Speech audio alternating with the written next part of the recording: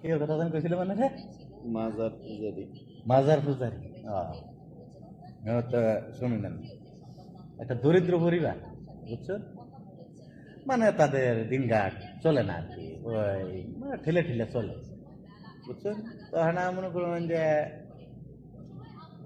ওই স্বামী স্ত্রী দুজনে মানে গল্প করতে আছে, দিন কিভাবে চলবো, এই দিন কিভাবে চালামো, জানি না কতদিন বাঁচবো, এভরিথিং এগুলো গল্প করতে আছে। তখন স্ত্রী বলছে যে আল্লাহ তালা তো এইভাবে চালায়, এইভাবে আর উঠতে তো আর কিছু করা যেত না।